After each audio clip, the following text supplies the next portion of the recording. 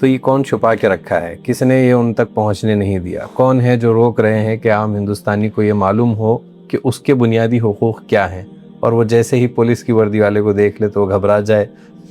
یہ ڈر کا جو ماحول ہے اور یہ جو بنایا گیا ہے، یہ ہوا بنایا سامنے سے بھی گیا ہے، اور کہیں نہ کہیں عوام نے بھی خود اپنے آپ کو اس میں ڈھال رکھا ہے کہ پیدا ہوئے وکیل تو شیطان نے کہا کہ آج ہم بھی صاحب اولاد ہوں گے۔ بھارت کا کلچر ہے، وہ یہ سمجھتے ہیں کہ جب تک ہم جیوت ہیں سارے کام ہمیں ہی کرنے۔ ڈاکٹر امبیڈکر نے اس سمویدھان کو اتنی اونچی آواز میں بھارت کے ہر گاؤں تک پہنچا دیا ہے کہ اب یہ کہنا میں نہیں سمجھتا کہ مناسب ہوگا کہ اس کی آواز نہیں پہنچی۔ اور مہاتما گاندھی نے کہا تھا کہ ہم ایک صالح معاشرے کی تعمیر اسی وقت کر سکتے ہیں جب ہم اپنے حقوق کے ساتھ ساتھ اپنے فرائض کو بھی ادا کریں۔ کہ 1857 میں جو جوان پھانسی کے پھندے کو چوم رہا تھا وہ کس بھارت کی پریکلپنا کر رہا تھا، اس بھارت کو سمویدھان کی ان لائنوں میں درشایا گیا۔ بھارت کے اندر 40% پاپولیشن انڈر 20 ہے۔ یہ ہندوستان بھی ہے تو ینگستان بھی ہے۔ ارے صاحب 60,000 کروڑ کی مارکیٹ ہے، لیگل فیلڈ ہے بھائی، اس سے زبردست پیسہ تو کسی فیلڈ میں نہیں ہے جی۔ آپ جائیے سپریم کورٹ، آپ کو ایسی کاریں دیکھنے کو ملیں گی جو انڈیا میں کہیں نہیں ملیں گی۔ یہ جو کانسٹیٹیوشن ہے اس کی رکشا کرنے کا کام سب سے زیادہ اگر کوئی کرتا ہے تو بھارت کے لائرز کرتے ہیں۔ تو مسلمان دراصل اس ملک میں ایک ڈمرو ہے، جھنجھنا ہے، وہ چناؤ کے وقت بغیر اس کے ہلائے کام چلتا نہیں ہے۔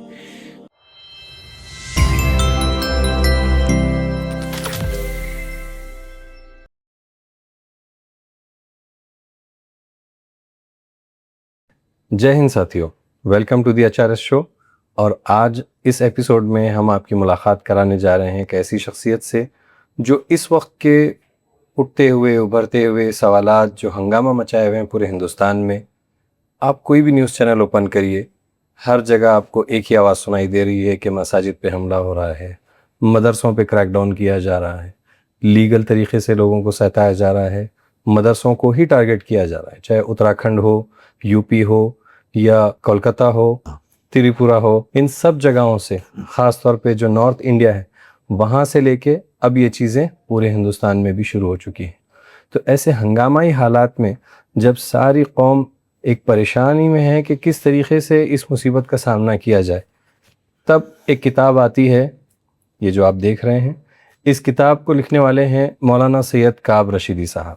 تو ہم آپ کی ملاقات کراتے ہیں، جانتے ہیں کہ آپ کا سفر کیسے شروع ہوا، کیسے اس کتاب کا آپ نے خیال کیسے آپ کے ذہن میں آیا، اور کس مقصد کے تحت آپ نے اس کتاب کو منعقد کیا۔ السلام علیکم ورحمۃ اللہ۔ وعلیکم السلام ورحمۃ اللہ وبرکاتہ۔ بہت شکریہ۔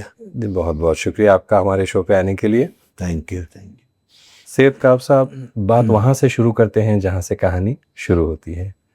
آپ کا تعارف، آپ کا انٹروڈکشن وہاں سے جہاں سے آپ کا بچپن شروع ہوا، آپ کا گاؤں، آپ کے والد صاحب۔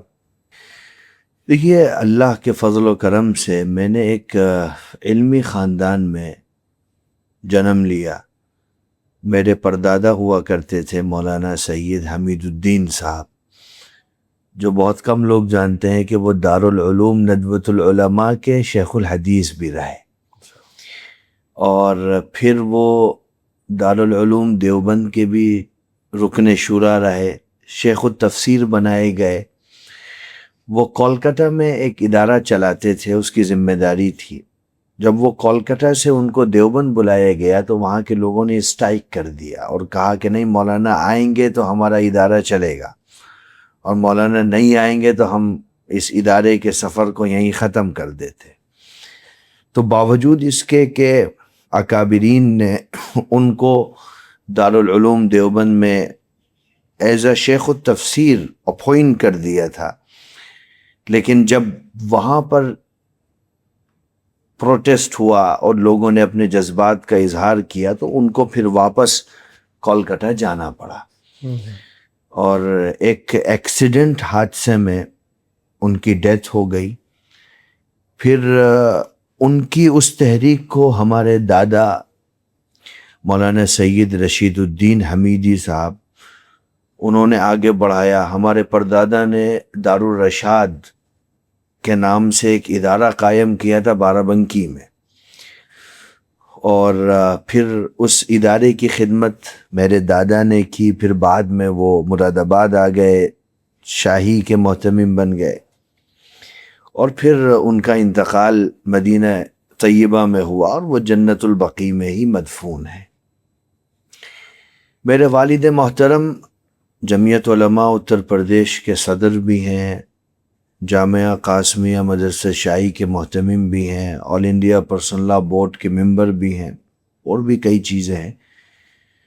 تو یہ اللہ کا فضل ہے کہ ہم نے ایک علمی گھرانے کے اندر جنم لیا، اور اپنے بڑوں سے جو فکری تربیت حاصل کی، اور مذہب کو لے کر کے، قرآن و حدیث کو لے کر کے جو نظریہ نسلم بعد نسل بتدریج ٹرانسفر ہوا، اسی کے نتیجے میں آج ہم کوشش کرتے ہیں کہ کمیونٹی کے لیے، نسل کے لیے، قوم و ملت کے لیے اللہ تعالی ہم سے کچھ کام لے لے، اس کی کوشش کرتے ہیں۔ تو خیر، میں چونکہ ایک پڑھے لکھے گھرانے میں آیا تھا تو ظاہر سی بات ہے، اور پھر ہم لوگوں کے ہاں مذہبی تعلیم کا ایک غلبہ تھا، یعنی یہ تو مینڈیٹری ہے کہ ہر بچے کو حفظ کرانا ہے۔ حضرت مدنی رحمۃ اللہ علیہ کی دعاؤں کے نتیجے میں ہماری فیملی میں کوئی ایک آدھ بچہ ہی ایسا رہتا ہے جو حافظ نہ ہو، جو پیدائشی کمزور ہو یا کسی بھی طور پر ڈیزیز ہو، ورنہ 99.99% بچے حفظ کرتے ہیں۔ ہمارا سفر بھی ویسے ہی شروع ہوا، حفظ کیا، اور والدین کی دعائیں رہیں، ان کی توجہات رہیں۔ دیکھیے، ہر بچہ چائلڈ ہوڈ میں پلینگ کو پسند کرتا ہے، کھیل کو پسند کرتا ہے، چونکہ وہ اپنے فیوچر کو اور مستقبل کو نہیں جانتا ہے، لیکن اس کے پیرنٹس اس کو وہاں سے نکالتے ہیں، موٹیویٹ کرتے ہیں، اس کی کاؤنسلنگ کرتے ہیں، اس کے لیے اچھی اسٹریٹجیز بناتے ہیں، اور اس کو بتاتے ہیں کہ صحیح راستہ کیا ہے، غلط راستہ کیا ہے۔ ڈیفینیٹلی ہمارے والدین کا بھی احسان اور کرم رہا کہ انہوں نے ہم کو ٹرین کیا، اور اس چائلڈ ہوڈ میں انہوں نے ہم کو ایجوکیشن کی طرف ڈالا۔ تو جیسا ہمارا ٹیسٹ اور نیچر تھا، ویسے ہی ہماری تعلیمی سفر کا آغاز ہوا۔ مدرسے میں گئے، قرآن کریم پڑھا، پھر حفظ کیا۔ جب میری ایج 13 ایئرس تھی تو میں نے حفظ مکمل کر لیا تھا اللہ کے فضل سے۔ پھر دور کیا، پھر عربک کلاسز کے لیے چلے گئے۔ لیکن میرے ساتھ میں پرسنلی ایک ٹرننگ پوائنٹ یہ ہے، یہ بہت اچھا مجھے لگا کہ آپ نے مجھ سے یہ پوچھا، اور چونکہ یہ بات بتانے کا کوئی پلیٹ فارم ملتا ہی نہیں ہے، یعنی لیکن اپنی زندگی یہ سے جڑی چیز personal مجھے بات۔ زندگی کے بھی ایک اسپیسیفک پارٹ کو جی، جو میں اب بتانے آپ کو جا رہا ہوں۔ میرے ہاں کوئی بھی ماڈرن ایجوکیشن میں نہیں گیا۔ میرے پردادا وہ علامہ انور شاہ کشمیری رحمۃ اللہ علیہ کے ساتھ گجرات ڈھابیل چلے گئے تھے۔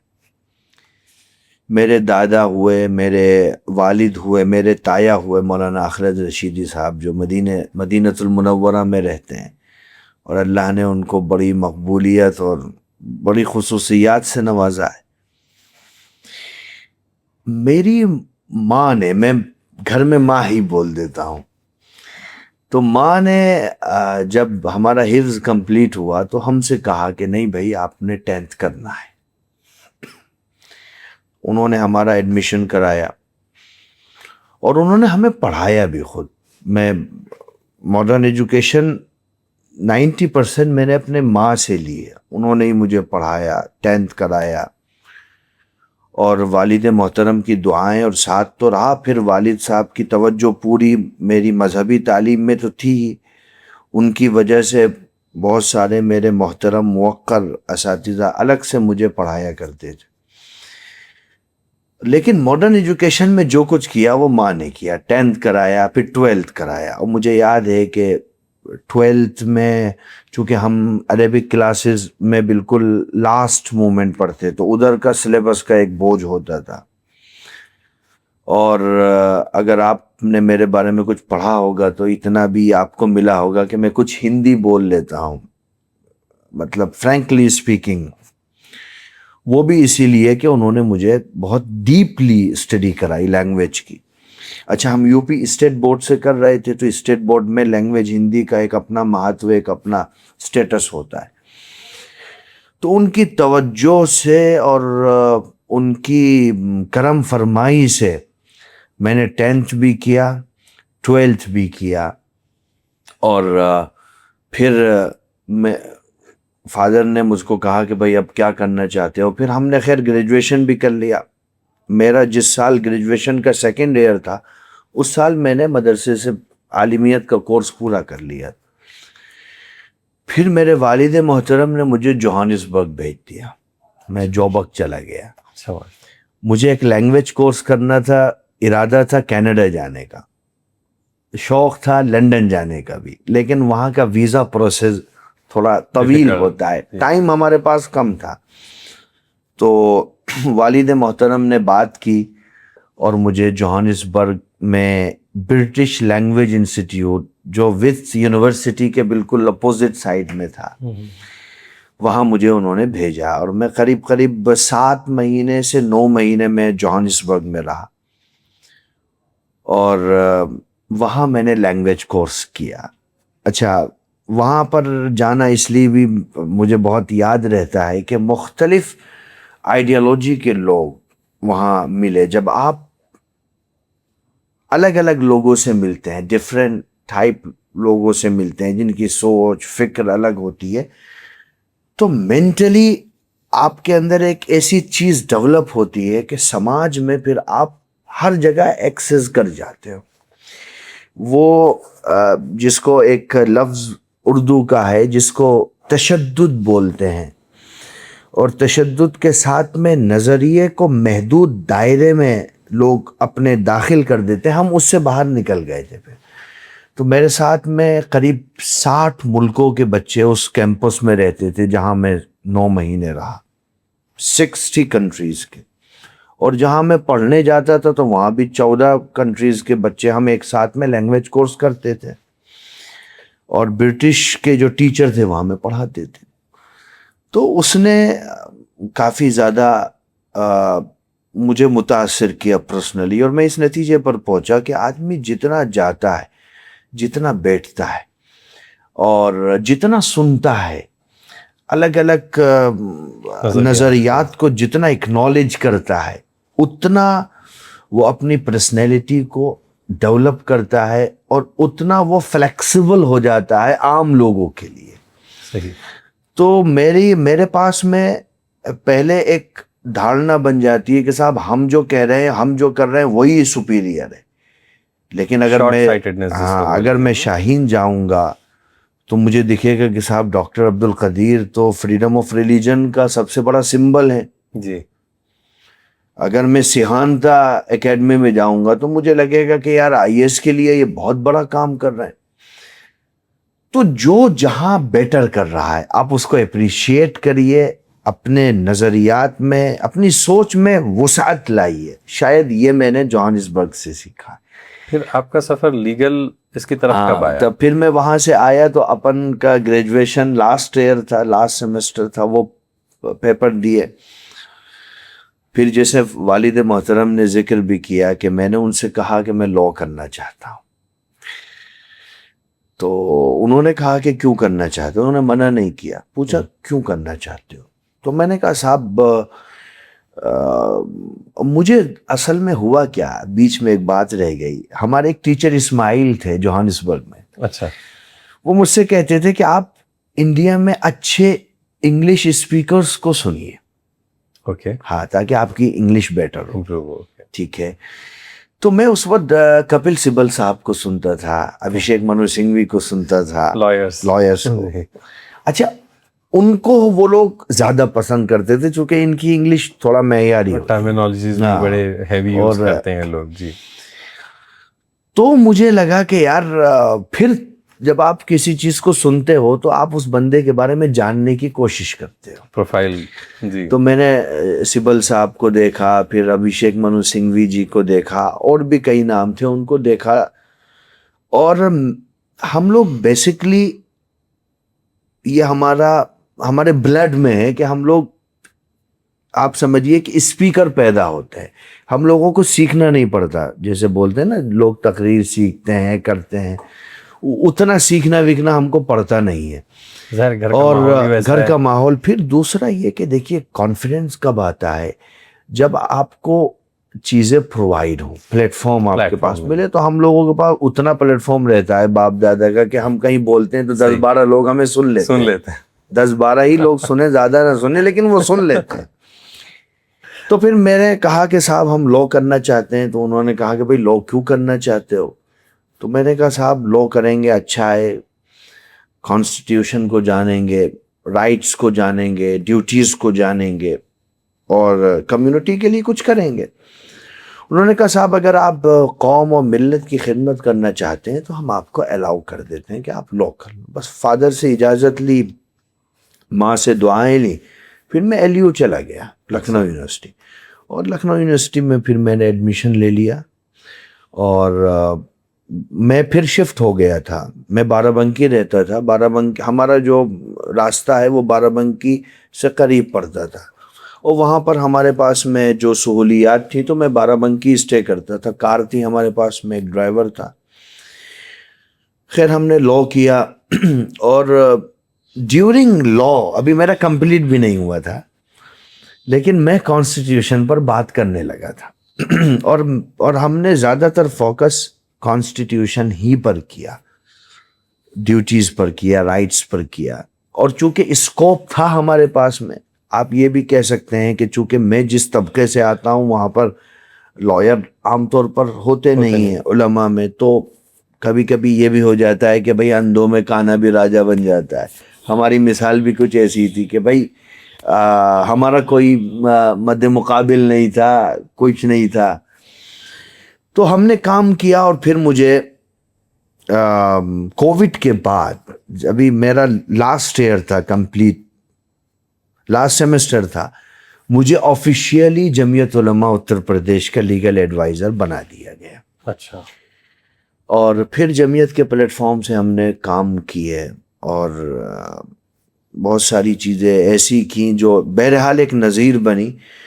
اور ہم اس نتیجے پر پہنچے کہ آج اگر مدارس اسلامیہ کے حوالے سے, وقف کے حوالے سے, SIR کے حوالے سے ہمارا پینل کوئی بات کہتا ہے تو دیش کے علماء اس کو سنتے ہیں اور فالو کرتے ہیں.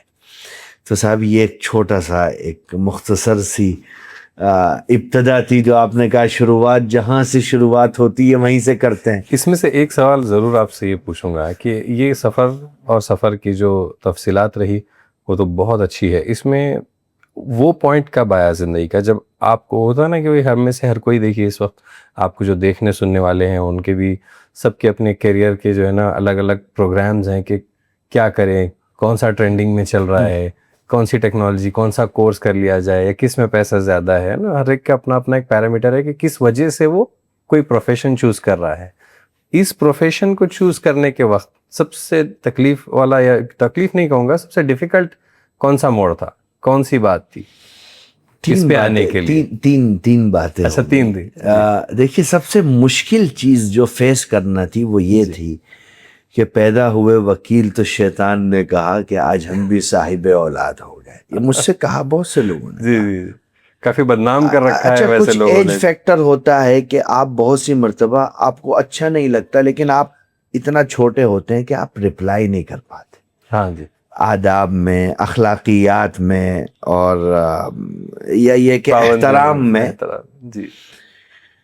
تو یہ ہوا تو ہم نے کسی کو, بس یہ ایک سب سے بڑی چیز رہی. اور بڑے اچھے لوگوں نے مجھ سے یہ بات کی, اور وہ ظاہر سی بات ہے تنقیدی ہے کہ بھائی انہوں نے اتنے پاک اور اتنے ضروری پروفیشن کو, اور اسی کا نتیجہ ہے کہ ہم اسی کا نتیجہ ہے کہ ہم سپریم ہماری کورٹ کمیونٹی میں پیدل ہو چکی ہے, ختم ہے صاحب, کچھ نہیں ہے, نتھنگ. जितना परसिक्यूशन हमारे ऊपर हो रहा है, जितने मजालिम हमारे ऊपर हो रहे हैं, उसके दिफा के लिए अदालतों में हमारा रिप्रेजेंटेशन है ही नहीं साहब। 3,500 एडवोकेट ऑन रिकॉर्ड है अबाउट, और उसमें सिर्फ मुस्लिम 129 है सुप्रीम कोर्ट में, जिसको आप इंसाफ की सबसे बड़ी अदालत कहते हैं। रिप्रेजेंटेशन ही नहीं है, नथिंग है, ना के बराबर है। कम्युनिटी को हमने मेंटली डिसीज कर रखा है, डिजीज कर दिया ये कह करके कि साहब ये तो साहब लीगलाइज रिलीजन के अकॉर्डिंग हो ही नहीं सकता। मेडिकल में आप जाइए, बहुत अच्छे डॉक्टर भी मिलेंगे और आपको बुरे भी डॉक्टर मिलेंगे। आप मदारिस में जाइए, बड़े अच्छे मदरसे चलाने वाले मिलेंगे, और बहुत से लोग जो ज़मीन पर मदरसा भी नहीं होगा लेकिन उनका फंड आप देखेंगे तो 3 मदरसे आप नए बना लेंगे, ऐसे लोग भी मिलेंगे। और आप कंस्ट्रक्शन की लाइन में जाइए, हर जगह, दुनिया में तो हर जगह अच्छे बुरे लोग हैं ना। मुझे पर्सनली ऐसा लगता है कि कुछ चीज़ें ये होती है कि एक है कि आपके दुश्मन हैं और दुश्मन चाहता है कि आपको कोई खैर ना मिले, एक वो है। दूसरा ये है कि आप खुद अपने दुश्मन हैं। हाँ, हम खुद अपने दुश्मन, हम जो है ना, हमने खुद ऐसे दीवारें बना रखी हैं कुछ चीज़ों के लिए जो बज़ाहिर हम नहीं समझ पा रहे, बट सबकॉन्शियसली वो पूरी उम्मत के लिए डिस्ट्रक्शन बनी हुई है। इसके लिए न तो गवर्नमेंट ऑफ इंडिया जिम्मेदार है, ना हुकूमतें जिम्मेदार है, ना स्टेट गवर्नमेंट जिम्मेदार है, ना इंडिया की सिविल सोसाइटी जिम्मेदार है। इसके लिए सिर्फ और सिर्फ अगर कोई जिम्मेदार है तो भारत का मुसलमान से। बिल्कुल। और ये कोई खास उलमा ऐसा कहते हो, ऐसा परसेप्शन नहीं है साहब। बिल्कुल, ये आपको आम मुसलमान भी कहता हुआ मिलेगा। मैं उलमा की बात नहीं कर रहा हूँ। और जो कोई इस बात से इख्तिलाफ भी रखे तो उसे बस आसानी से ये चीज देख लेनी चाहिए कि हाल क्या है इसको। लेकिन सर अब नहीं है। अच्छा, अब ये तो दोस्तों की मेहरबानियों से 2-2.5 साल में ये नैरेटिव खत्म हो गया। फिर भी हिंदुस्तान के काफ़ी हिस्सों में अभी भी जब हम कैरियर काउंसलिंग या एजुकेशन के प्रोग्राम्स देखते हैं तो वहाँ पे हमारे बच्चों को लॉ की तरफ रुझान दिलाने वाली बातें नहीं होती। हाँ, उसके लिए ये आप मानेंगे कि इसका इट्स नॉट राइट। हालांकि यार बहुत जबरदस्त, मतलब मैं स्कोप भी है और जरूरत भी है। मैं आपसे कह रहा हूँ आप अगर अच्छी प्रैक्टिस करते हैं जी, स्टेट्स हाई कोर्ट में या सुप्रीम कोर्ट में, तो डॉक्टर जितना 5 साल में कमाते हैं ना, MBBS डॉक्टर, उतना आप 5 महीने में कमा सकते हैं साहब जी। आप कभी फाइनेंशियल स्कोप भी इतना बड़ा है। अरे साहब 60,000 करोड़ की मार्केट है, 60,000 करोड़ की पर ईयर लीगल फील्ड है भाई। इससे बड़ा इससे जबरदस्त पैसा तो किसी फील्ड में नहीं है जी। मैं आपको बता रहा हूँ, 60,000 पूरी इंडस्ट्री है भाई। आप जाइए सुप्रीम कोर्ट, आपको ऐसी कारें देखने को मिलेंगी जो इंडिया में कहीं नहीं मिलेंगी। बिल्कुल, 5 करोड़ की, 4 करोड़ की, और लाइन से लगी हुई मिलेंगी। आपको लगेगा कि यार ये तो क्वालिस और ये क्रेटा खड़ी हुई है, जैसे इनोवा खड़ी रहती है, ऐसी मिलेंगी आपको। और साहब रॉयल प्रोफेशन है। आपके नाम के आगे जब लिख दिया जाता है ना कि साहब एडवोकेट सुप्रीम कोर्ट, मैं उसकी रॉयलनेस को फील करता हूं, मैं महसूस करता हूं। हालांकि मैं भी बहुत जूनियर हूं, मैं तो अभी प्रैक्टिस शुरू की है। अभी तो 5 साल तक तो भाई आपको सीनियर के अंडर में चलना है जी। बिल्कुल, यानी मैं अभी एक तरीके से उस दहलीज पर कदम रख रहा हूं। उसके बाद जो मेरी फीलिंग्स हैं वो बताती हैं साहब कितना रॉयल प्रोफेशन। आप जाएंगे, आप देखेंगे, आप लॉयर से मिलेंगे, आप बैठेंगे, तो वो दरअसल ये जो कॉन्स्टिट्यूशन है इसकी रक्षा करने का काम सबसे ज्यादा अगर कोई करता है तो भारत के लॉयर्स करते हैं, प्रैक्टिसिंग एडवोकेट करते हैं। इसी पर एक सवाल आपको ये करूंगा। एक बात मैंने अर्ज किया था जी। दूसरी बात आपने पूछा था कि साहब आप यहां बैठे हैं, उसके पीछे का क्या है। हमारे यहां ये बात मैं बोल रहा हूं, हो सकता है मुझे कोई आदमी ट्रोल भी कर सकता है, और हमारा कल्चर है। कल्चर क्या है? हमारा कल्चर ये है कि साहब जो लोग एक एज गुजार चुके हैं, भारत का कल्चर है, वो ये समझते हैं कि جب تک ہم جیوت ہیں سارے کام ہمیں ہی کرنے. اگلی جنریشن کو تیار نہیں جب کرنا ہے. تک آپ کاؤنسلنگ کر کے جنریشن کو تیار نہیں فرنٹ کرو پر گے. نہیں لاؤ گے, آپ کمیونٹی کو نہیں لیڈ کر سکتے بھائی. بالکل. تو کچھ گھٹنائیں ایسی ہوئیں میری اپنی پرسنل لائف میں جن کا ذکر یہاں نہیں کرنا چاہیے, جنہوں نے مجھے مجبور کیا اس بات پر کہ نہیں, راستوں میں پڑے پتھروں کو ہٹا کر کے اپنی منزل کو خود تلاش کرنا ہے. یہ انڈیا کے, حالانکہ میں بہت ریلیجیس فیملی سے آتا ہوں, میرے فادر انڈیا کے ایک بہت سروادھک لوکپریہ ریلیجیس اسکالر ہیں, ہر راجیہ میں ان کے فالوورز ہیں, وہ ہر شاید کوئی 2-4-10 ایئرپورٹ انڈیا کے ہوں گے جہاں انہوں نے لینڈ نہ کیا ہو. اس کے بعد بھی یہ سچویشن آپ کو پار کرنی ہوتی ہے, صحیح. اس طرح کی چیزوں سے آپ کو نکلنا ہوتا ہے, اور ایک انرجی آپ کو یہ لگانے میں خرچ کرنی پڑتی ہے کہ بھائی ہم کو کچھ آتا ہے, ہم we want to do something, ہم کچھ کرنا چاہتے ہیں ڈفرینٹ. ہاں. تو صاحب یہ ہمارے ساتھ بھی ہوا. اب وہ کیا ہوا کیسے ہوا اس کو چھوڑیے, بات آگے تک چلی جائے گی. لیکن اس نے ہم کو یہ کہا کہ نہیں آپ نے کرنا ہے, اور ہم نے کیا اللہ کے فضل و کرم سے. اور پھر کچھ ایسا کیا کہ پھر راستے بنتے گئے اور منزل کھڑی ہوتی گئی, اور آج ہم یہاں بیٹھے ہیں کہ ایک کتاب ہم منظر عام پہ لاتے ہیں اور 3 دن کے اندر اس کی 1000 کاپی لگ بھگ ہمارے پاس سے چلی جاتی ہیں. 15,000 کالز ہماری ٹیم کو آتی ہیں, ہر ضلع میں, ہر جنپد میں, ہر راجیہ میں اس کی ڈیمانڈ ہے. میں ابھی اپنے سرکل کے لوگوں سے کہہ رہا تھا کہ 4,000 کتابیں آسام میں چاہیے, کہاں سے ہم لائیں گے. تو یہ تمام یوتھ کو کرنا چاہیے کہ آپ اپنے اندر کا جو ٹیلنٹ ہے, ہم لوگ ایک طریقے سے ٹیلنٹ اور صلاحیتوں کو کل کر دیتے ہیں, اور اس کا آدھار کیا ہوتا ہے کہ صاحب آپ تو ابھی بچے ہیں. وہ بندہ بھائی وہ 24 سال سے نکل کر کے 40 سال کی ایج میں پہنچ گیا, وہ اب تک بچہ ہے, تو وہ کب تک بچہ, اس کا بچہ بھی بڑا ہونے والا ہے, اس کا بچپنا ہی ہم نہیں ختم ہونے دیتے. بالکل. اور ایسا کب ممکن ہوگا کہ وہ اپنے بڑوں سے بڑا ہو جائے گا؟ یہ تو بایولوجیکلی ہونے والی بات ہے نہیں. دیکھیے, ہم اگر اپنے نظریات کو, میں آپ کو بتاؤں, حضرت شیخ الہند رحمۃ اللہ علیہ نے مولانا مدنی کو تیار کیا, اور ان کو موٹیویٹ کرنے کے ساتھ میں ان کو پلینگ لیول فیلڈ دی, اسپیس دیا کہ آپ جائیے, آپ لیڈ کریے, آپ بولیے. اس کا نتیجہ تھا کہ مولانا مدنی نے وہ کام کیا, 2 نیشن تھیوری کو ریجیکٹ کر کے, اپوز کر کے, اور بھارت کے فریڈم موومنٹ کو لاسٹ ایئرس میں لیڈ کر کے, کہ دنیا آج تک ان کو جانتی. بالکل. عام عوام جو ہے ہندوستان کی, وہ جیسے ہی کانسٹیٹیوشن کا نام سنتی ہے تو اس کو یہ نہیں پتا ہے کہ اس کو بیہیو کیسے کرنا ہے. کئی میجورٹی ایسی ہے کہ جو بس ڈر جاتے ہیں اپنے آپ میں. بنیادی وجہ یہ محسوس ہوتی ہے کہ عام ہندوستانی ناگرک کو اس کے اپنے حقوق ہی نہیں پتا. یس. تو یہ کون چھپا کے رکھا ہے, کس نے یہ ان تک پہنچنے نہیں دیا, کون ہے جو روک رہے ہیں کہ عام ہندوستانی کو یہ معلوم ہو کہ اس کے بنیادی حقوق کیا ہیں, اور وہ جیسے ہی پولیس کی وردی والے کو دیکھ لے تو وہ گھبرا جائے. یہ ڈر کا جو ماحول ہے اور یہ جو بنایا گیا ہے, یہ ہوا بنایا سامنے سے بھی گیا ہے, اور کہیں نہ کہیں عوام نے بھی خود اپنے آپ کو اس میں ڈھال رکھا ہے.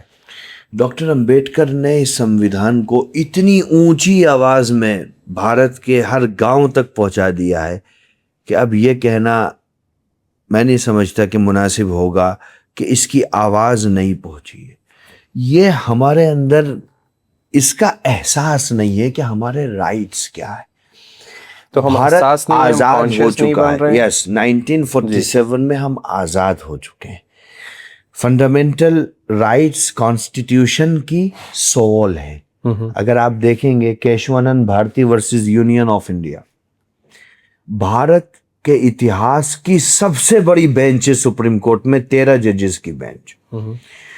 انہوں نے یہ کہا کہ صاحب کانسٹیٹیوشن میں اتنا امینڈمنٹ نہیں کیا جا سکتا کہ اس کی سول ختم ہو جائے, اس کی آتما کو کچل دیا جائے. اتنا امینڈمنٹ پارلیمنٹ بھی نہیں کر سکتی. اچھا. پارلیمنٹ کو بھی یہ رائٹ نہیں ہے. बहुत डिटेल जजमेंट है Keshavananda Bharti versus union of India. जी।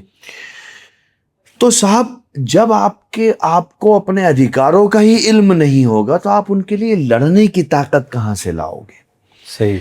आपके अंदर जब तक ये एतमाद पैदा नहीं होगा कि साहब सरकारें आपके साथ कोई एहसान नहीं कर रही हैं। अगर आप सड़क पे चल रहे हो तो आप देश को टैक्स दे रहे हो, अगर सरकार लाइट आप तक पहुंचा रही है तो आपके टैक्स पेयर का वो रिफंड कर रही है। आपके टैक्स के पैसों से जो गवर्नमेंट ऑफिशियल्स हैं उनकी सैलरी दी जा रही है साहब।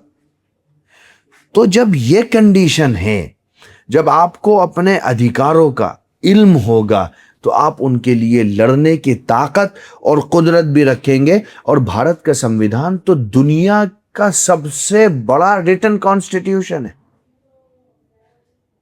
आपको हैरत होगी, दुनिया का सबसे बड़ा संविधान है, रिटन कॉन्स्टिट्यूशन है, जिसमें से कुछ चीजें यूनाइटेड स्टेट से ली गई हैं, कुछ चीजें यूनाइटेड किंगडम से ली गई हैं।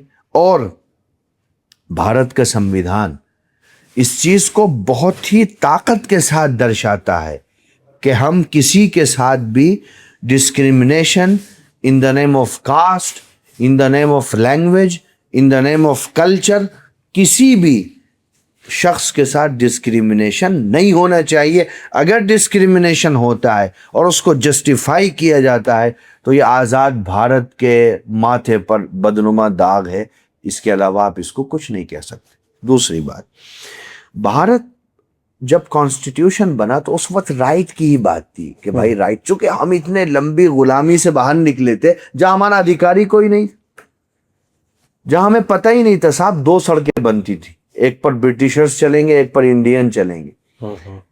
रंग के आधार पर फैसला होता था, अगर आपका गोरा रंग है तो आपके लिए अलग राइट्स थे, जैसे महात्मा गांधी के साथ साउथ अफ्रीका में हुआ वो यहां भी था। फार्मर्स के साथ क्या अन्याय होता था, आदिवासियों के साथ क्या होता था, उस वक्त सिर्फ राइट्स की बात थी, लेकिन बाद में फंडामेंटल ड्यूटीज भी शामिल की गई। और महात्मा गांधी ने कहा था कि हम एक सालेह मुआशरे की तामीर उसी वक्त कर सकते हैं जब हम अपने हुकूक के साथ साथ अपने फराइज को भी अदा करें। सिर्फ अधिकारों को लेना न जाने बल्कि कर्तव्यों को भी अपनी जिम्मेदारी के तौर पर अदा करें। तो कॉन्स्टिट्यूशन में फंडामेंटल ड्यूटीज को भी शामिल किया गया। और सुप्रीम कोर्ट के अलग अलग जजमेंट, सुप्रीम कोर्ट ने अलग अलग टाइम में, स्टेट्स हाई कोर्ट ने बताया है कि भाई फंडामेंटल ड्यूटीज में क्या क्या होना चाहिए और एक सच्चे और कामयाब नागरिक को अपना जीवन किस रूप में गुजारना चाहिए। So why there is so much of void in between the position of one should know the rights and duties of constitution, and when we see people are completely unaware of it. तो ये जो है ना कि लोगों को जानना चाहिए, ठीक है, people should know their rights and duties, constitution में इतना प्रोविज़न भी है और कॉन्स्टिट्यूशन बना ही है हिंदुस्तान की आवाम के लिए कि उनके हुकूक भी अदा हो और फिर आवाम से कि देश की भी तरक्की में वो अपना योगदान दे सकें। सही। तो ये हम सब क्या कहते हैं, यूनानिमसली हम इस पे एग्री करते हैं। Yes, okay. फिर क्यों जब हम हकीकत की तरफ देखते हैं, हमारे शहरों की तरफ, हमारे गाँव की तरफ देखते हैं, और जब हम आप जैसे न्यूज़ देखते हैं तो सिर्फ़ और सिर्फ जुल्म की बर्बरियत और दास्तानें हर जगह मौजूद हैं और अवाम बेहिस और क्या कहते हैं उसको, अपने कॉन्शियस को खो बैठी है और इस तरीके से खड़ी है कि पता नहीं इनके साथ क्या मामला किया जाएगा। तो ये किस वजह से आपको लगता है कि इतना बड़ा ये गैप है जानने में और इस वक्त के जो हालात है कि नहीं जान पा रहे हैं? देखिए, पॉलिटिकली देश जब आज़ाद हुआ तो उसके साथ साथ में भारत डिवाइड भी हो गया, तकसीम हो गया। एक ताकत शुरू से उसका ये कहना है कि भारत को संविधान मुक्त किया जाए। अच्छा। और उसको एक धार्मिक राष्ट्र के तौर पर पेश किया जाए। उसकी मांग, डिमांड होती रहती। लेकिन हमारे बड़ों ने, फोर्थ फादर्स ने, फ्रीडम फाइटर्स ने आज़ादी के बाद 200 साल कुर्बानियों को चंद पेचों में दर्शाने के लिए इस संविधान को बनाया। میں بار بار یہ کہتا ہوں, ہمارے ٹیچر نے پہلے لیکچر میں ہمیں یہ بات کہی تھی کہ سمویدھان کی جو لائنیں, یہ صرف ایک لائن نہیں ہے بلکہ 200 سالہ عظیم قربانیوں کی فکر ہے کہ 1857 میں جو جوان پھانسی کے پھندے کو چوم رہا تھا وہ کس بھارت کی پریکلپنا کر رہا تھا, اس بھارت کو سمویدھان کی ان لائنوں میں درشایا گیا. تو صاحب اگر ہم اس کو کمزور کرتے ہیں اور ڈسکریمنیشن کرتے ہیں, انیائے کرتے ہیں, ظلم اور جبر تشدد کرتے ہیں, تو ہم کچھ دنوں تک تو پولیٹیکلی اس کے فائدے لے سکتے ہیں, لیکن دراصل ہم سمویدھان کے نرماتا اور دیش کے سوتنترتا سینانیوں کے ساتھ میں وشواس گھات کرنے والے ہیں, ان کی افکار کا قتل کرنے والے. لیکن چونکہ بھارت ویروں کی زمین ہے, آپ نے دیکھا ہوگا مسز گاندھی کے دور میں ایمرجنسی لگی تھی, 21 مہینے رہی تھی, اس کے بعد بھارت پھر نکل آیا. بھارت کی مٹی میں لوکتنتر ہے.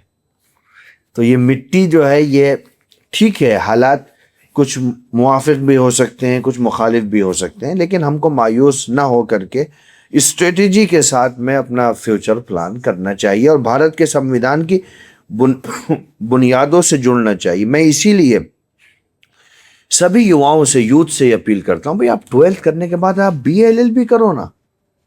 اگر آپ نے گریجویشن نہیں کیا ہے تو ٹھیک ہے, آپ ڈائریکٹلی 12th کے بعد 5 سال کا کورس کر سکتے ہو. آپ نے گریجویشن کر لیا, آپ 3 سال کا کورس کر سکتے ہو. آپ اسٹیٹس ہائی کورٹ میں جاؤ, سپریم کورٹ میں جاؤ. آپ کو میری بات سمجھ میں نہیں آتی ہے, کسی سینئر کے انڈر میں 15 دن ویسے ہی چلے جاؤ. ابھی تو خیر ویکینڈ تو چونکہ کورٹ کی بھی ویکینڈ ہے, ارجنٹ میٹر ہی سنے جا رہے ہیں, لیکن آپ 15 دن کے لیے چلے جاؤ سپریم کورٹ میں, ہائی کورٹ میں. آپ کو خود لگے گا کہ یار ایک گوروشالی کلچر ہے, انصاف کی بنیادیں ہیں, حق کی, حقوق کی بات ہو رہی ہے, اور ہم اس ایٹماسفیئر میں آئیں گے تو ہم کمیونٹی کے لیے کچھ بیٹر اور کنٹری کے لیے کچھ بیٹر کر سکتے ہیں. جی, تو آج کے ان حالات میں جس طریقے سے چیزیں بنی ہوئی ہیں, خاص طور پہ جو مدارس لوگ چلا رہے ہیں, وہ لوگ اپنی جگہ پر کہیں نہ کہیں جو ہے کانشیس ہیں, ڈرے ہوئے بھی ہیں, اور اگر پیپر ورک کر رہے ہیں تو کیا حساب سے کرنا ہے ان کو بھی وہ نہیں پتہ ہے. عام اب جیسے کہ دیکھ رہے ہیں آپ, یوتھ کا نیٹ کا پیپر لیک ہوا ہے, تو اب نوجوانوں کو بھی نہیں معلوم کہ کرنا کیا ہے. کوئی ایک آواز دے دیتا ہے کہ بھئی چلو سب سڑکوں پہ نکلو, اب یہ بیچارے اپنے جانوں کو ہتھیلیوں پہ لیے روڈوں پہ نکل جاتے ہیں. کہیں نہ کہیں نوجوان ہو, مدرسے یا اسکولس چلانے والے ہوں, یا دوسرے کسی بھی پروفیشن سے جڑے ہوئے لوگ ہوں, اب سب اپنی اپنی جگہ پر انفارمڈ نہیں ہیں. ایسے میں یہ آپ کی جو کتاب ہے آئینہ ہند, یہ کیا پرپس سرو کرتی ہے؟ آپ کیا آپ چینج لانا چاہتے ہیں؟ کیسے یہ چینج لا پائے گی, اور یہ کس کے لیے ہے؟ کیا یہ صرف مسلمانوں کے لیے جو مدرسے چلا رہے ہیں؟ دیکھیے, 2 باتیں ہیں. نیٹ پیپر لیک ہونا, CBSE کے اندر کوشچنز کھڑے ہونا, اور دیگر پریکشاؤں کا پیپر لیک ہونا, یہ سسٹم کا ساموہک فیلئر ہے. اور اگر ہم کچھ پیسوں کے لیے یا کچھ لوگوں کی لاپرواہی کے نتیجے میں اپنے یوتھ کو مایوس کرتے ہیں, تو ہم بھارت کو وشو گرو بنانے کے اس سفر کو مزید سنکٹوں سے دوچار کر رہے ہیں. بھارت کے اندر 65% پاپولیشن انڈر 35 ہے. بھارت کے اندر 40% پاپولیشن انڈر 20 ہے. یہ ہندوستان بھی ہے تو ینگستان بھی ہے. اگر آپ اس دیش میں یواؤں کے سپنوں کو اس طریقے سے کچل دیں گے, ان کی محنتوں کا اس طریقے سے مذاق بنائیں گے, تو آپ خود یہ طے کریے کہ آپ مستقبل کیسا بنانا چاہ رہے ہیں, آپ بھارت کی تعمیر کس روپ میں کرنا چاہ رہے ہیں. یہ تو پولیٹیکل لوگوں کو, سوشل لوگوں کو اور بھارت کی سول سوسائٹی کو یہ طے کرنا ہوگا. آج یہ ہندو مسلم کی بات نہیں ہے. دیکھیے, میں اگر کوئی بات بولوں گا تو بہت سارے لوگوں کو یہ فائدہ کرے گی کہ ٹھیک ہے یار, اگر مسلمان کوئی بات بولتا ہے گورنمنٹس کے اگین تو ٹھیک ہے, اس کو ریلیجن کا تڑکا لگا کر کے یہ ہم کو پولیٹیکلی فائدہ کرتا ہے. میں تو ایک عام بات کہہ رہا ہوں, بھائی مسلمان کتنا % نیٹ میں ہوگا, CBSE میں کتنا % مسلمان ہوگا, بہت کم. تو یہ تو دیش کا سب. اچھا ایک بات آپ بتائیے, اب مسلمانوں کو اگنور کر کے بھارت کو ترقی کی راہ پہ لے جا سکتے ہو؟ مسلمانوں کو مایوس کر کے آپ بھارت کو وشو گرو بنا سکتے ہو؟ مسلمانوں کو نظر انداز کر کے آپ بھارت کو دنیا کے پٹل پہ چمکا سکتے ہو؟ کیا مطلب مذاق ہے یہ مذاق اتنا واہیات ہوتا گیا ہے اس وقت میں کہ میں تو اس بات پہ افسوس بھی کرتا ہوں کہ جہاں آپ بنام مسلمان ایک ظلم کی جو ہے نا پوری طرف کہانیاں چلا رہے ہو, اسی میں آپ دلتوں کو پیس رہے ہو, اسی میں آپ عیسائیوں کو بھی پیس رہے ہو, اسی میں آپ حصہ حصہ کر کے سب پہ حملے کر رہے ہو. سوال یہ ہے کہ ترقی دی کس کو جا رہی ہے؟ صحیح بات ہے. اور یہ حالات ملک کے مفاد میں نہیں ہے, ہم تو یہ بات کہتے ہیں. اور میں خاص طور پر مسلمانوں سے یہ بات کہتا ہوں کہ وہ پولیٹیکلی اویئر بھی رہیں اور اسٹریٹجی کے ساتھ میں اپنی بات رکھیں. اور مسلمان تو ایک ڈمرو اور جھنجھنے کی طرح ہے اس دیش میں. مثال کے طور پر یہ کہا جاتا ہے کہ صاحب ہم دھرم کے نام پر آرکشن نہیں دیں گے. تو ہم نے پوچھا کہ یار دھرم کے نام پر ہم آرکشن آپ سے مانگ تو نہیں رہے, ہم تو بیکورڈنیس کے آدھار پر, کیا منڈل کمیشن کی رپورٹ نہیں ہے, کیا بھارت کے سپریم کورٹ کے تبصرے نہیں ہیں؟ جو چیز ہم نہیں مانگ رہے ہیں آپ ہمیں کیوں بھائی, ہم تو کہہ رہے ہیں کہ ہاں دھرم کے نام پر آرکشن مانگنا بھارت کے سمویدھان کا ویرودھ ہے, میں خود کہہ رہا ہوں.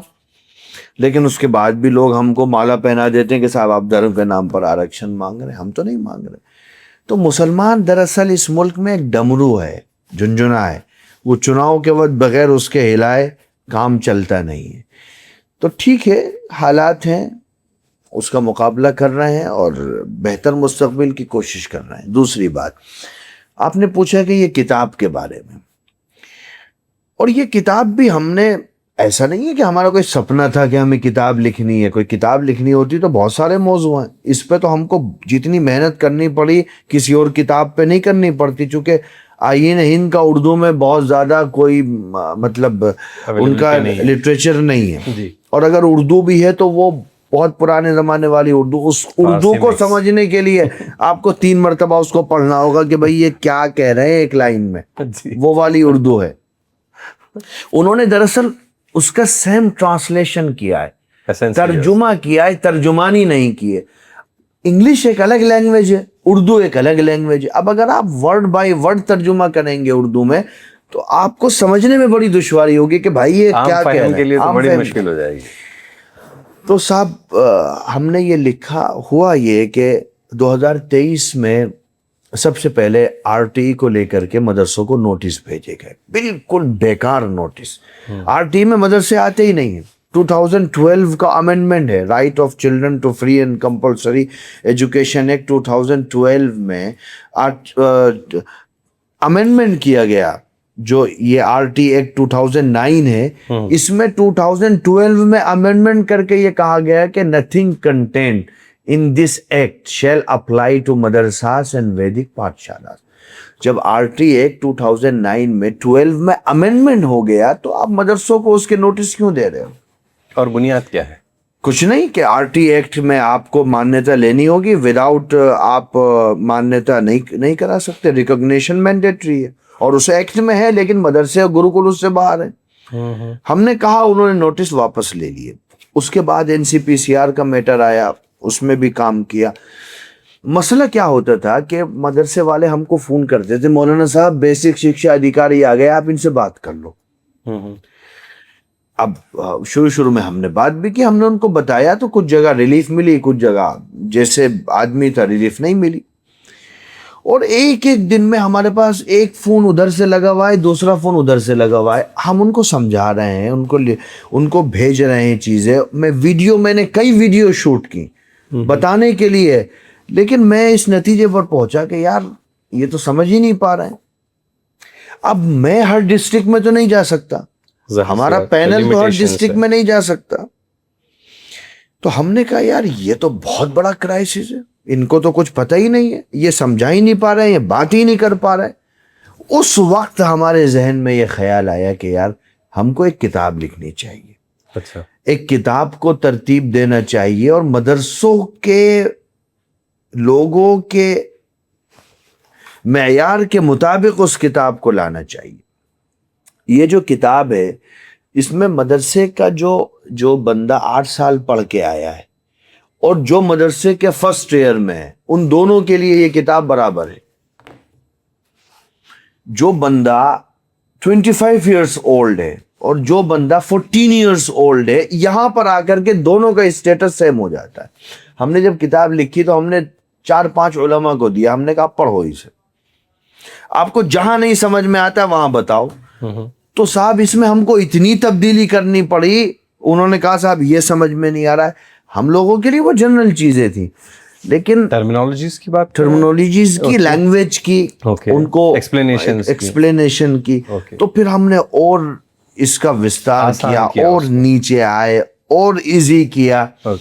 اور اس کے بعد پھر ہم نے یہ 230 صفحات پر پہلی جلد عام کی اور کہا کہ بھائی آپ اس کو مدرسوں کے سلیبس میں شامل کریے. آج جو ہمارا کرائسس ہے 5 سال میں وہ ختم ہو جائے گا جب آپ اس کتاب کو پڑھو گے. اور اس کتاب کے اندر میں نے لاسٹ میں 1957 کیرلا ایجوکیشن بل سے لے کر کے یہ ابھی 2026 تک کے جتنے بھی آرڈر چاہے سپریم کورٹ کے ہوں یا ہائی کورٹ کے ہوں جو مدارس اسلامیہ کی کاز کو سپورٹ کرتے ہیں لیگل فیلڈ میں, لیگل وے میں جا کر کے, ہم نے وہ سارے آرڈر ڈاکومنٹ کے طور پر, دستاویز کے طور پر اس کتاب کے آخر میں شامل کیے, تاکہ صرف ایک بک نہ ہو, انفارمیشن نہیں بلکہ گائیڈنس بھی ہو اور لیگل ڈاکومنٹ ہو. کوئی بھی اگر آئے تو میں نے پورے آرڈر اس میں نقل کیے, انگلش میں بھی کیے. چونکہ آپ کے پاس اگر ڈی ایم کے پاس آپ کو جانا ہے, آپ اس کو اردو میں بتاؤ گے تو وہ کیا سمجھے گا. میں نے آر ٹی ایکٹ کو پورا امینڈمنٹ کو بھی اس میں مینشن کیا. یہ انگلش میں بھی ہے اور ابھی تو یہ اردو میں ہے. اور جو کانسٹیٹیوشن میں جو آرٹیکلس ہیں ان کی اوریجنل لینگویج کو بھی ذکر کیا. اور کوشش کی ہے کہ صاحب آج سے آپ بیدار ہوگے تو اگلے 5 سے 10 سال کے بعد جو نسل ہے اس کو آپ کرائسس سے بچانے میں کامیاب ہو سکتے. اب یہ جو آواز دلی سے شروع ہوئی ہے یہ پورے ہندوستان تک پہنچانے کا کیا پروگرام ہے؟ ہم نے ارادہ کیا ہے کہ 15 اسٹیٹ میں ہم اس بک کو لانچ کریں گے. ابھی ہم نے لکھنؤ میں کیا, اب دلی میں کیا, ابھی اتراکھنڈ میں کریں گے, اس کے بعد ساؤتھ میں جائیں گے اور الگ الگ ریاستوں میں جا کر کے ہم آواز لگائیں گے کہ صاحب نسل کو بچانے کے لیے, اداروں کو بچانے کے لیے آپ کو یہ کام کرنا پڑے گا. اگر آپ نہیں کرو گے تو پھر آپ لوگوں سے مقابلہ نہیں کر سکتے, اپنی بات کو آپ صحیح طریقے سے نہیں رکھ سکتے. ایک عام ہندوستانی مسلمان سے کیا توقع رکھتے ہیں آپ اس کتاب کے؟ نہیں, میں سمجھتا ہوں جتنی توقع تھی اس سے 50 گنا مور ان کا رپلائی آ رہا ہے. اچھا جی. ابھی تو توقع ایسی ہے کہ آج بتائیے, ابھی ہم نے ابھی جو پروگرام ہوا ہے اس کو ہم نے کہیں بھی سوشل میڈیا پر کہیں کچھ نہیں کیا ہے, لیکن ہمارے قریب آج پہلا جو میں نے ابھی کتابیں چھپوائی تھی 90% وہ چلی گئی ہیں. So what's your advice to the people or students or youth who are in graduations different streams, medical field سے ہوں گے یا کوئی بھی فیلڈ سے ہوں گے؟ آپ پڑھیے. ہم اس کو یہ کتاب ان سے کس طرح ریلیونٹ ہے یا ہونی چاہیے؟ رائٹس ہیں نا اس میں, رائٹس ہیں, ڈیوٹیز ہیں آپ کی. جی, آپ کے رائٹس ہیں, آپ کی ڈیوٹیز ہیں. پریامبل ہے کیشوانند بھارتی کے بارے میں, وہ کیس لاز ہے, اس میں بیسک اسٹرکچر کے بارے میں ہے, اور sovereignty, dignity, integrity, secularism, justice, ان تمام چیزوں کو بہت وستار سے ہم نے کیا. اور ایک کام ہم نے اس کتاب میں اور کیا ہے, ہم نے جیسے آرٹیکل 21 کی بات کی, ہم نے آرٹیکل 25 فریڈم آف ریلیجن کی بات کی, تو ہم نے اس کی توضیح کے بعد یہ QR یہ اسکینر بھی ڈالا ہوا ہے. اوکے, آپ جو ہے وہ اس کو اسکین کر کے آپ اوریجنل ججمنٹ تک پہنچ سکتے ہیں. تو تاکہ اب ایک آرڈر ہے سپریم کورٹ کا 200 پیجز کا, دوسرا آرڈر ہے 800 پیجز کا, اگر ہم وہ سارے اس میں لکھ دیں گے تو یہ تو پتہ نہیں 25-30 جلدیں ہو جائیں گی. تو ہم نے اس میں اسکینر دے دیا ہے کہ آپ جائیے اسکین کریے. اگر آپ پڑھنا چاہتے ہیں تو ظاہر سی بات ہے وہ اردو میں تو ہوگا نہیں, وہ تو لیگل ڈاکومنٹری انگلش میں ہوگا. تو ہمارا موٹیو صرف مدرسے کے بچے نہیں تھے, لیکن اولین مخاطب مدرسے کے ہی طلبہ ہیں. جیسے قرآن حکیم کا اولین مخاطب اہل مکہ ہے، بالکل اس کے بعد ساری دنیا ہے. بالکل. تو ام القرآن قرآن کو کہا گیا، وہ مکے کو کہا گیا. تو ہمارا بھی پہلے مخاطبین جو ہیں وہ علماء ہیں، اس لیے ہم نے اس کو اردو میں کیا. مدارس میں پڑھنے والے ہوں، کالجز میں پڑھنے والے ہوں، کہیں جاب کرنے والے ہوں، جو کئی سارے نوجوان ایسے ہیں جو اپنے اندر بھی تبدیلی لانے کی ایک وہ رکھتے ہیں، جستجو رکھتے ہیں، خواہش رکھتے ہیں، اور سوسائٹی میں بھی تبدیلی لانا چاہتے ہیں. مولانا سید کعب رشیدی صاحب کی ایڈوائس کیا ہے ایسے نوجوانوں کے لیے جو تبدیلی لانا چاہتے ہیں پر کام وہ کریں. اپنا گول نہیں طے کر پا رہے ہیں؟ گول تو سب سے پہلے طے کرنا ہے سر. جی. جب تک آپ کو راستہ پتہ نہیں ہوگا، آپ کو جانا ہے دلی اور آپ چلے گئے ہریانہ کی طرف، تو منزل پہلے. تو آپ کہاں پہنچیں گے؟ آپ ہریانہ سے آگے تو کہاں ہماچل کہہ رہا ہوں، سوری، گجرات اور مہاراشٹر پہنچ جائیں گے ممبئی ایکسپریس وے سے. آپ کو جانا تھا دلی. پہلے یہ طے کرنا ہوگا کہ آپ کو کیا کرنا ہے. ڈاکٹر اے پی جے عبد الکلام نے کہا تھا کہ سپنے وہ نہیں ہوتے جو نیند میں دیکھے جاتے ہیں. اور ایک بات مجھے ان کی بہت اچھی لگی تھی، انہوں نے موٹیویشن کے طور پر یہ بات کہی تھی کہ آپ کچھ بڑا سوچو بھائی. میں حبیب بھائی سے یہ کیوں نہیں کہہ سکتا کہ آپ سوچو کہ آپ کو بھارت کا راشٹرپتی بننا ہے؟ کوئی روک رہا ہے آپ کو؟ دیش میں کوئی روک سکتا ہے؟ بھارت کے پردھان منتری کو جو ادھیکار ہیں اس سمویدھان کے اکارڈنگ، وہ مجھے بھی ادھیکار ہے. میں بھی بھارت کا پردھان منتری بن سکتا ہوں، آپ بھی بن سکتے ہیں، ہمارے جو لوگ ہمیں دیکھ رہے ہیں وہ بھی بن سکتے ہیں. ہم جب سپنے اونچے دیکھتے ہیں اور شدت ہوتی ہے، میں نے آپ کو شروع میں کہا کہ ضد، شدت کئی مرتبہ آپ کو بہت فائدہ دیتی ہے. شدت آپ کے اندر ہوگی اور ایک تسلسل ہوگا تو آپ 100% نہیں 1000% آپ کامیابی کی دہلیز تک پہنچیں گے. اور شروعات آدمی اپنے ٹاؤن سے کرے، اپنے ایریے سے کرے. اپنے آپ کو آپ اتنا محنت کر کے اس مقام تک پہنچا دیجیے کہ لوگ آپ کے ساتھ جڑنے لگیں، تو انشاءاللہ آپ ایزیلی کام کر سکتے ہیں. کعب صاحب کو کیا لگتا ہے کہ کوئی 3 ایسی باتیں جو کسی صلاحیت مند آدمی کی صلاحیتوں کو ضائع کر دیتی ہیں؟ پہلی چیز ہے تکبر، غرور. یہ ایک ایسی بیماری ہے جو قدرت کو بالکل بھی پسند نہیں ہے. وہ کہتے ہیں، اللہ میاں کہتا ہے، یار یہ تو ہماری صفت ہے، ہماری چادر میں ہاتھ ڈال. آپ کہاں اس پر گھسپیٹ کرنے لگے. تو کوالٹیز اور کیپیبل ہونے کے باوجود بھی آدمی خراب ہو جاتا ہے اس تکبر اور غرور کی وجہ سے. اس سے ہر یوتھ کو اور ہر بندے کو بچنا چاہیے. دوسرا، مزاج کے اندر، اپنے فکر کے اندر، اپنی سوچ کے اندر ایک ثابت قدمی ہونی چاہیے. ابھی آپ 4 لوگوں کے ساتھ بیٹھے ہیں تو آپ کا وچار دوسرا ہے، اگلے 4 لوگوں کے ساتھ بیٹھے تو آپ کی فکر بدل گئی، اگلے 4 لوگوں کے ساتھ بیٹھے تو آپ ان کی نہیں. صاحب، آپ کی ایک لائن ہو. جیسے ہم یہ سمجھتے ہیں کہ ہمارے جو علماء ہیں، علماء دیوبند اور ہمارے جو اکابرین ہیں، ان کی جو لائن ہے، میں اگر قسم کھا لوں تو میں حانث نہیں ہوں گا کہ وہ لائن صراط مستقیم تک پہنچنے والی ہے، اور وہی ہمارا ایم ہے، وہی ہمارا گول ہے. ہم نہ اس سے رائٹ ہو سکتے نہ لیفٹ ہو سکتے. دنیا جو بولتی ہے بولتی رہے، ہمیں فرق نہیں پڑتا. اور تیسرا یہ کہ آدمی کو پڑھنا چاہیے. ہمارے ہاں سب سے بڑی مصیبت ہو گئی کہ پڑھنا چھوڑ دیا. پڑھیے، کچھ بھی پڑھیے. آپ پڑھتے رہیں گے، آپ کے اندر چیزیں خود بخود ڈیولپ ہوتی رہیں گی. پڑھتے رہیے، آگے بڑھتے رہیے، آپ منزل مقصود تک پہنچ جائیں گے انشاءاللہ. As a lawyer, as a leader, as a scholar, اور ایک ایسے شخص جو کافی بڑی لیگیسی سے آ رہے ہیں، آپ اپنے لیے کیا طے کرتے ہیں کہ آپ کن چیزوں کو آپ امپیکٹ فل کر کے جانا چاہتے ہیں اس دنیا سے؟ لیگل فیلڈ میں اویئرنیس ہو، اوکے، انصاف کو عام کیا جائے. جی. اور جو حضور صلی اللہ علیہ وسلم نے فرمایا تھا، انصر اخاک ظالما کان او مظلوما. دنیا حیران تھی کہ صاحب مظلوم کی مدد تو سمجھ میں آتی، ظالم کی مدد کیسے ہو سکتی ہے؟ حضور نے فرمایا کہ ظالم کو ظلم سے روکنا یہ بھی اس کی مدد ہے. تو ہماری تو لیگل فیلڈ ہے ہی انصاف پر. ابھی تو اپن لیگل فیلڈ میں ہی کام کریں گے اور ریسرچ پر کام کر رہے ہیں. ابھی آپ دیکھیں گے کہ اگلے 1 سے 1.5 مہینے میں مولانا آزاد پر ایک بڑا پروجیکٹ کرنے جا رہے ہیں. آزاد ہماری سول کے بہت قریب. ہم جاتے ہیں کبھی کبھی مولانا آزاد کے مزار پر، بیٹھتے ہیں اور سوچتے ہیں کہ اللہ نے کس مٹی سے اس شخص کو بنایا تھا صاحب. اس نے وہ کر دیا جو اگلے 500 سال 1000 سال میں شاید بھارت کی زمین پر جنم لینے والا شاید کوئی نہیں کر پائے گا.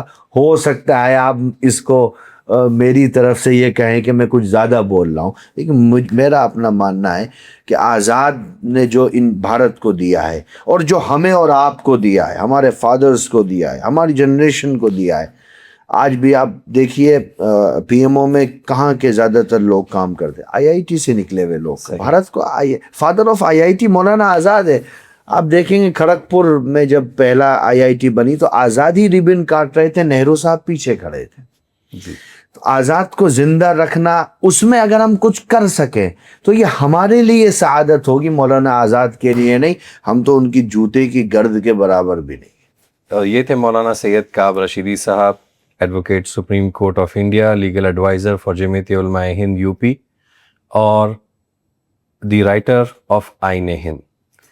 آج جتنی چیزیں آپ نے سنی ہیں، ان چیزوں کے بعد ہم میں سے ہر آدمی کا یہ عین فرض بن جاتا ہے کہ ہم امیڈیٹلی جو ہے اکانومک اویئرنیس ہمارے اندر ہے کہ ہم سب اپنی اپنی جگہوں پر اس فکر میں لگے ہیں کہ کیسے ہم اپنے معاشی حال کو بہتر بنائیں، کیسے ہم اپنے پراپرٹیز کو ڈیولپ کریں، کیسے ہم اپنی ویلتھ جنریشن پہ کام کریں، کیسے ہم اپنے بچوں کی جو ایجوکیشن ہے اس پر کام کریں. یہ سب ہم کہیں نہ کہیں اپنے حصے میں کر رہے ہیں، تھوڑا زیادہ تھوڑا کم تھوڑا شدت سے، بٹ ہر جگہ پر یہ لگے ہوئے ہیں. جس چیز کا ہم کو سب سے زیادہ نقصان ہوا ہے اور ہو رہا ہے اور ہو سکتا ہے اس سے زیادہ بھی وہ نقصان بڑھ جائے، وہ ہے ہماری پولیٹیکل اویئرنیس کی کمی، اور ایٹ دا سیم ٹائم وہ ہے ہماری لیگل رائٹس اینڈ ڈیوٹیز کی اویئرنیس کی کمی. یہ دو چیزیں ایسی ہیں جہاں پہ ہم نے اپنا پورے کا پورا سمجھداری کا نظام، جو ہماری کانشیسنس ہے، جو ہماری انٹیلیجنس ہے، جو ہماری وزڈم ہے، وہ سب ہم نے باندھ کر رکھ دی ہے کہ ہم کوئی بھی آتا ہے جس کا مشورہ ہم اس کو اٹھا کے دے دیتے ہیں، یا ہم کسی کے سننے کے منتظر ہیں. ہم بیسکس بھی اس پہ اپنا ٹائم یا اپنی انرجی کو خرچ نہیں کرنا چاہتے. یہ اپنے آپ میں ہلاکت کا باعث ہے.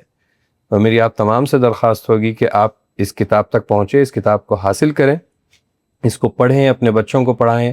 آپ اگر انسٹیٹیوشنز چلاتے ہیں تو ان انسٹیٹیوشنز میں اس کو نصاب میں شامل کر لیں، ایکسٹرا کریکولر ایکٹیویٹیز میں شامل کر لیں. اس کے آخر میں سوال جواب کے جو ہے اس طرز پر جو ہے سوال جواب کے طرز پر اس میں آخر میں 20-25 سوالوں پر مبنی ایک اچھا پروگرام بنایا گیا ہے، جس سے بچے بیسکس کو بڑے مضبوطی کے ساتھ آرٹیکل اور سیکشنز کے ساتھ میں یاد کر سکتے ہیں. آپ تمام کا بہت بہت شکریہ. اگلے ایپیسوڈ میں پھر ملاقات ہوگی سید کعب رشیدی صاحب سے. بہت ساری باتیں ابھی باقی ہے. جے ہند.